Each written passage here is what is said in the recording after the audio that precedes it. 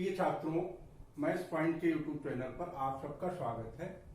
आज हम वैदिक गणित में पार्ट 6 वर्गमूल यानी कि स्क्वायर रूट को पढ़ेंगे। स्क्वायर रूट क्या होता है और कोई भी संख्या पूर्ण वर्ग नहीं होगी यदि ये कंडीशंस 6 कंडीशन उसकी होगी तो वो संख्याएं हमारी पूर्ण वर्ग नहीं होगी।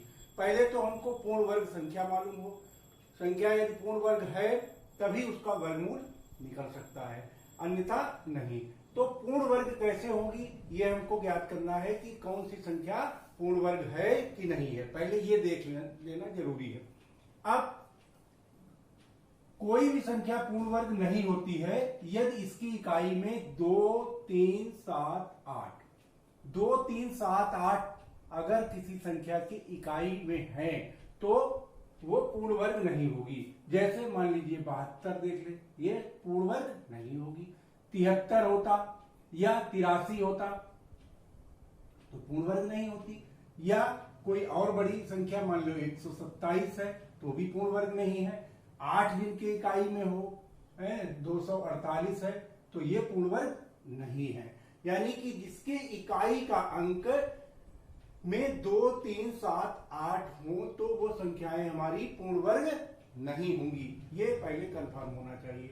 फिर इसके अंत में केवल एक शून्य अगर है, मान लीजिए 720 है, ठीक, तो ये पूर्ण वर्ग नहीं होगी। एक शून्य अगर है तो वो संख्या पूर्ण वर्ग नहीं होगी। कोई भी संख्या 980 है मान लीजिए, एक शून्य है तो पूर्ण वर्ग नहीं होगी।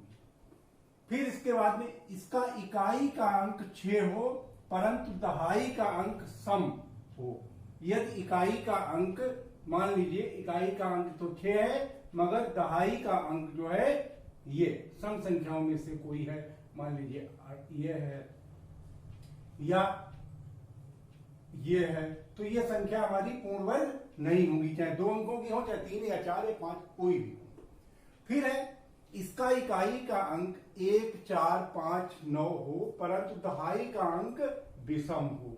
इकाई के अंक में अगर 1 है और दहाई के अंक में जो है ये इस तरीके से 1, 3, 5, 7 में से कोई अगर है तो हमारी संख्या पूर्ण वर्ग नहीं होगी।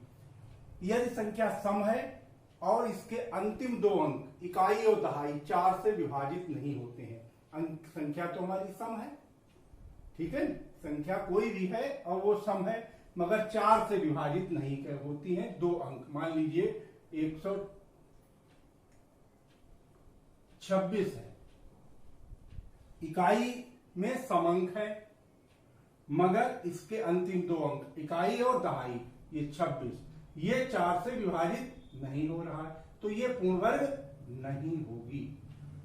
ऐसे ही संख्या का दहाई का अंक 5 हो, दहाई में 2 नहीं हो, दहाई में 5 तो है मगर 2 नहीं है, जैसे 155 है, इकाई में तो 5 है मगर दहाई में 2 नहीं है तो ये पूर्ण वर्ग इसमें है, तो ये हमारी पूर्ण वर्ग होगी 25 का वर्ग। इस तरीके से ये इसके 6 नियम है, इन नियमों में ही पूर्ण वर्ग संख्या को पहचानना है कि पूर्ण वर्ग होगी कि नहीं होगी। अब अगर है तो हम किस तरीके से इसका वर्गमूल निकालते हैं, बहुत ही सरल विधि से, जो कि बहुत ही कम समय में आप लोग कर सकते हैं। देखिए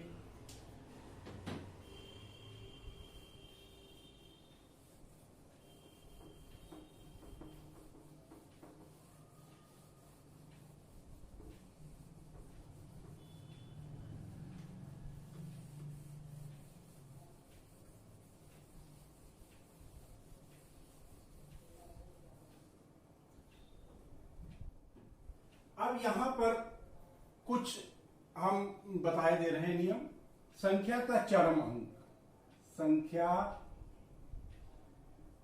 का चरमांक यानी कि इकाई का अंक और उसके वर्गमूल का चरमांक, वर्गमूल का चरमांक यानी कि इकाई का अंक। अगर संख्या में 1, 4, 1, 4, 5, 6, 9। ये इकाई में अगर है तो संख्याएं पूर्ण वर्ग होती हैं, मगर वो जो पहले जो कंडीशन 6 बताई थी उन कंडीशनों में अगर नहीं आता है तो।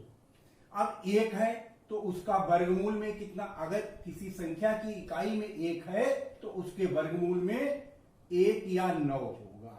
1 भी हो सकता है और 9 भी हो सकता है इसके लिए। और अगर 4 है तो 2 या 8 होगा।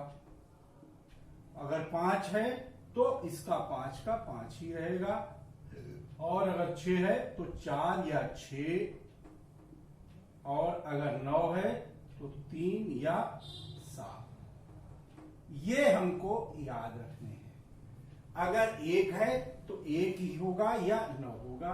4 है तो 2 या 8 होगा। 5 का 5 ही रहेगा। 6 है तो 4 या 6 होगा। और 9 है तो 3 या 7 होगा। अब देखिए एक क्वेश्चन लेके देखते हैं। मान लीजिए कोई संख्या 4 अंकों की है, 9409। कोई एक एग्जाम्पल ले लेते हैं। वर्गमूल निकालना है 9409। ये हमको वर्गमूल निकालना है। देखिए इसमें हम जोड़े बना लेते हैं। एक जोड़ा ये, एक जोड़ा ये, दाहिनी तरफ से जोड़ा हम बनाएंगे। अब पहला जोड़ा हमारा 9 है, 09, यानी कि संख्या में इकाई के अंक में 9 है, तो संख्या के इकाई के अंक में 9 है तो इसका वर्ग, इसके वर्गमूल में 3 या 7 होगा। यानी कि या तो 3 होगा या 7 होगा इकाई का अंक। उसके बाद में 94 है।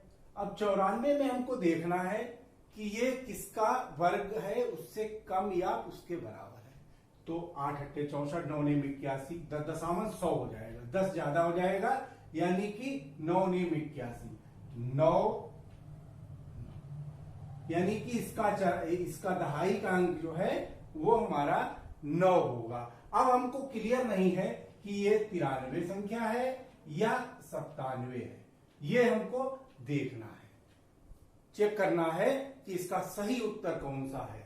अब इसके लिए हमने क्या किया, इसका 9 निकाला था तो 9 का एकाधिकेन कर देंगे। 9 का क्या कर देंगे, एकाधिकेन, यानी एक अधिक से हमको गुणा कर देना है। 10 से गुणा किया, ये आ गया हमारा 90। अब 90 ये है, यानी कि 90 और 2 जीरो अपनी तरफ से बढ़ा देंगे, ये 9000 आ गया।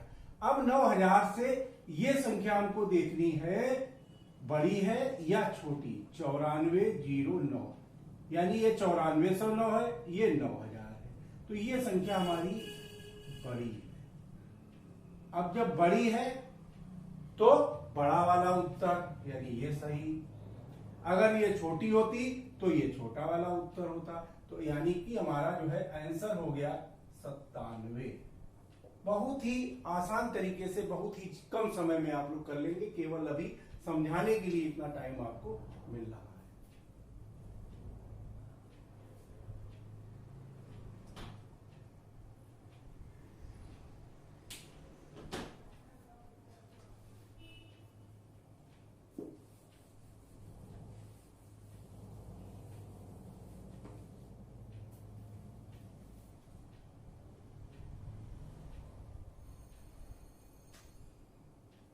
अब कोई दूसरी संख्या हम ले लेते हैं।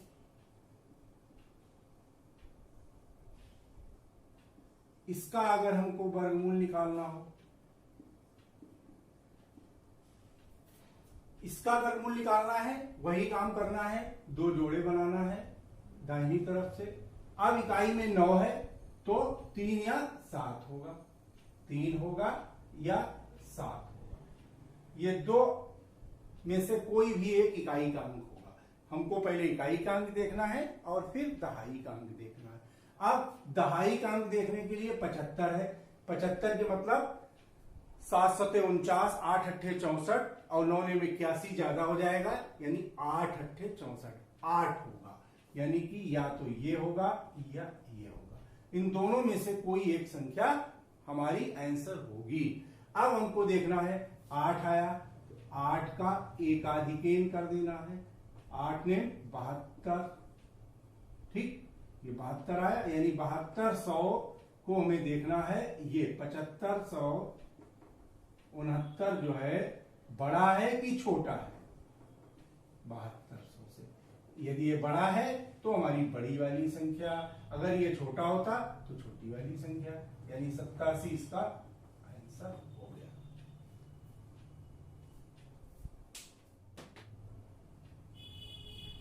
अब इसके बाद में हम कोई और दूसरी संख्या ले लेते हैं। मान लीजिए 51 84 पूर्ण वर्ग संख्या ही हमको लेना है। अब देखिए यहां पर भी दो जोड़े बन गए। 84 है यानी इकाई का अंक 4 है। इकाई का अंक 4 है तो 2 या 8, 2 होगा या 8 होगा इकाई का अंक। दहाई का अंक इससे निकालना है। 51 है, 51 मतलब 7 सते 49 यानी 7, इनमें से कोई एक है आंसर। अब 51 है, वो 7 है, 7 का एकाधिक कर दीजिए, 7 अट्ठे 56, यानी 5600 की तुलना करना है किससे? 51 81, 51 84 से 5600 कैसा है, बड़ा है या छोटा है? इसको अब हमको ये देखना है, ये जो है 5184 ये छोटा है कि बड़ा है, ये देखना है। ये हमारा छोटा है 5600 से छोटा है यानी छोटा वाला उत्तर। अगर बड़ा होता तो बड़ा वाला उत्तर। ये तो बड़ा है मगर हमको तुलना किससे करनी है? ये इस संख्या से, ना कि जो आया है उससे।